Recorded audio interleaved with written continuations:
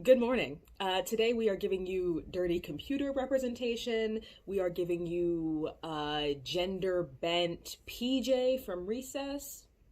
I don't want to hear it. Look, my headscarves are dirty. I have not had a haircut since March. This is what it's going to be.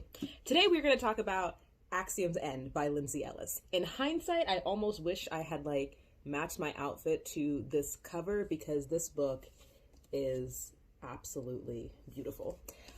If you watched my mid-year freakout tag, you'll remember that I said this was my most anticipated read of 2020 and that I didn't actually know what it was about, but I bought it because I wanted to support Lindsay Ellis. So imagine my surprise when this turned out to be an excellent purchase. Now, that is to say nothing of Lindsay's writing ability, but as I've said multiple times on this channel, I very, very, very rarely buy books that I'm not already sure I'm going to like. And what that means is that I normally will go to a bookstore or a library in person, read a little bit of the book, hold it in my hands, feel it, smell it, hold it up to the light, and then go home and think about it and buy it. But this was actually a pre-order, and my logic behind this was I have watched Lindsay Ellis's videos for maybe about 2 years. It feels like a lot longer, but I've seen a lot of them, and I have an ad blocker on YouTube. Sorry, I don't donate to her Patreon. And it seemed like something she was really excited about, a new venture she was really proud of. So I figured, seeing as I have not monetarily supported this person whose work I have enjoyed and consumed for years, let me go ahead and drop what was it, $23.49? Oh, $27.99 and get the book. And I actually really, really liked it. The other reason I was surprised that I enjoyed this book was because I don't read science fiction, which plays a part in my review. Small tangent.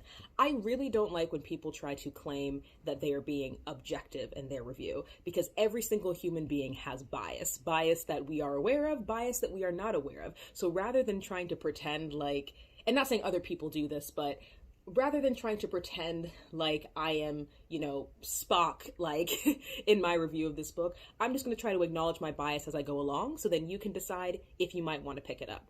So first, Lindsay Ellis is a debut author. This is her first novel, and most people know her as a content creator, a video essayist on YouTube, where she does a lot of film criticism. And that film criticism, I think, plays a role in her quality as a writer, because while I was reading this book, I felt like it had the pacing and the visuals of a movie in a good way. Even from the very first page, not even the first chapter, Cora Sabino, who is the main character, has a little bit of a fight with her mother, and I could literally see it in my head, and it seemed like a perfect example of show not tell, because everything you need to know about Cora, the main character, you learn through this interaction and through the tension between her and her mother on their ride to work. To give a summary, because I did not do that, Axiom's End is a first contact story. Cora Sabino, or Cora Ortega, depending on whose last name she's using, is pretty much the poster child for disaffected youth. She's a 20-something dropout living in California during 2007, so the Bush administration. And she does not have a relationship with her father, because her father is this incredibly famous, or I guess I should say infamous, whistleblower. And she ends up being wrapped up in this situation with extraterrestrial life, with government agencies, with the potential of an intergalactic war. It's a first contact story. It is something that I have heard other critiquers say is not very original in its execution, but as someone who doesn't really read science fiction, if that is true, it went over my head. Everything about this felt very fun and unique and fresh. I have seen a lot of first contact movies, so I definitely could pick up on some homages, I guess, or perhaps if they were not an intentional, callback. It's just how many ways can you bring an alien to Earth besides a meteor? So I do want to put that out there. The other two science fiction books I've read in the past decade are Ender's Game and The Host, and there are a couple moments where Ender's Game is kind of referenced or hinted at, and I later found out that despite the personal beliefs of the author, that book and those series of books, Ender's Game, Speaker for the Dead, those I think are some of her favorite books, and even if they're not some of her favorite books, they did influence her writing, so that is something to keep in mind. But going back to what I was saying about the cinematic qualities, this book is very fast-paced. Every single page, I felt like we were learning something new. I felt like we were getting more insight onto the characters, into the aliens themselves. It was pushing the story along, and despite it being I mean, this is a thick book. I haven't read a book this thick in a minute. 370 something pages. I finished it in 2 days. Like, I woke up the next day after forcing myself to go to bed and just sat in bed reading it because I was just having so much fun. And I think that has to do with her experience with film and film criticism, because I could absolutely see this being adapted, and I don't want to say very little having to be changed, because there are a significant number of scenes that is just Cora, like, you know, just trying to figure out what to do and just thinking all these thoughts in her head, which I know would be boring watching like 4 hours of that on screen. But a lot of it I think could stay the same, and I really enjoyed that. Another thing I enjoyed about reading this book were, should I say, the Easter eggs? Again, as someone who watches Lindsay's channel, there were certain phrases like lizard brain and the whole plate that I recognize as reoccurring jokes that she puts in her essays. I don't think that those things would jump out to anybody who's not used to her content, but as someone who is, I thought it was a cute nod.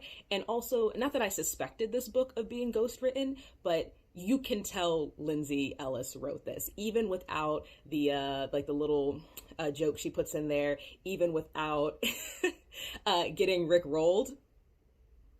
If you type in some of the websites that they talk about in this book, it leads you to Never Gonna Give You Up, which I think is the most hilarious and annoying YouTuber thing to do, but I loved it. Even without that, just the tone. I mean, this book is written in third person. And most of the time, the third person voice or third person narrator is really just like, all right, this is what's happening, go, go, go, go, go. But there are several moments in which, I'm probably going to get yelled at for this, but there are several moments in which the narrator's kind of asides remind me of Anna Karenina, only because there are times in which Dostoevsky, you know, just like waxing poetic about farming or, you know, this family drama, and then he'll have like a quip, like a line, like a little thing of, and of course it would have been great if this hadn't happened, but then it did. Like those little moments like that. If there's a word for that, a word for when a third person omnipotent narrator is telling the action of the story, but occasionally, I guess, reveals their personality or has a little aside, that happens in this book, and I enjoyed that as well because it sounded like her. It sounded like the version of her that I am used to seeing and hearing based on this parasocial relationship. Something about this book that did not bother me, but I noticed bothers some other people, is Cora is a pretty passive character. She is impulsive. She, in as many ways, is immature.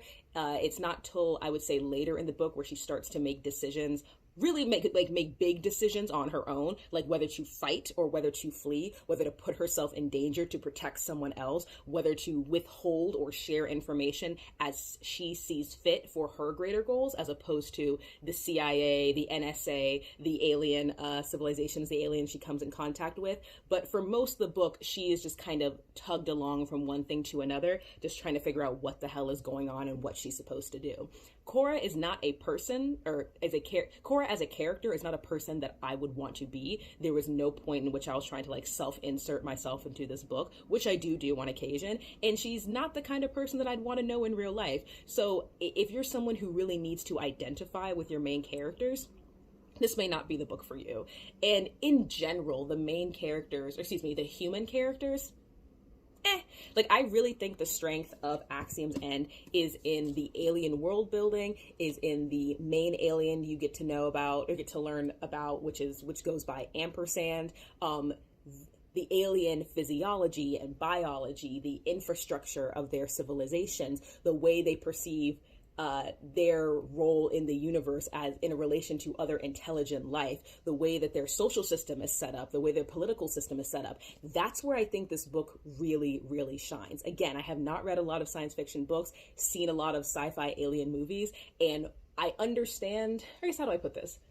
I guess it makes sense for a movie, especially American-made movies fighting aliens, which always get very like nationalistic and patriotic, that the focus should be on building relationships with the human characters, and the aliens are all, you know, this foreign enemy. But the aliens were the most interesting, empathetic, I would argue well-written parts of this book. And this book actually is already confirmed for a sequel, which I'm actually a little nervous about, because my hope is that the sequel focuses just as much, just as much on the aliens, and we get to continue learning as much about them as we do learn about the relationship between Ampersand, as I said, the main alien, and Cora. Like, if the second book is mainly about Cora's relationship with her father, Cora's relationship with her family, Cora trying to figure out her place in this world, now that she has been exposed to so many things that people could not even dream of existing, I'm really not looking forward, if that's the case, reading a book that's mainly about Cora, which I know sounds strange when she is the main character, but it's not for me. I think I have more experience watching movies in which the main character is not very sympathetic or isn't very interesting than I do books. So I will say in the beginning, it took me a second to be like, yeah, I don't really like this girl. So let's get to the things I am interested in. But I do believe that she does have character progression. I know some people were arguing she's passive the whole time. I don't think that's true. And I don't think there's anything wrong with being more invested in the aliens and the alien civilization than I was in the human characters. I don't know if that was a choice on Lindsay's part or if that's just how it played out. But with the exception of Solomon, who is a government agent, everyone else felt kind of ancillary to me. Again, Cora's the main character, so she pushes the plot forward, but that was pretty much my thing with the characters of this book. Something else I will say about this story that I enjoyed is I appreciated Lindsay not shying away from certain, I would argue, obvious parallels in the way... Hello, honey.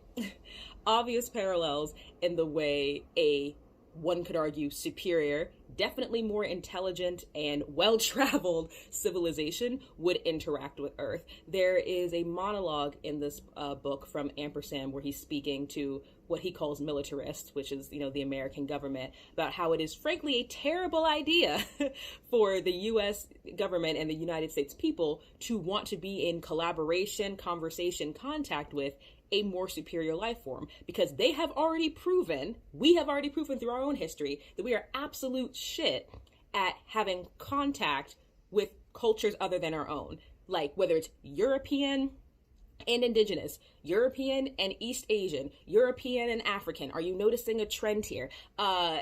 It doesn't work. It does not work. Colonialization, genocide, death, destruction, experimentation, mutilation.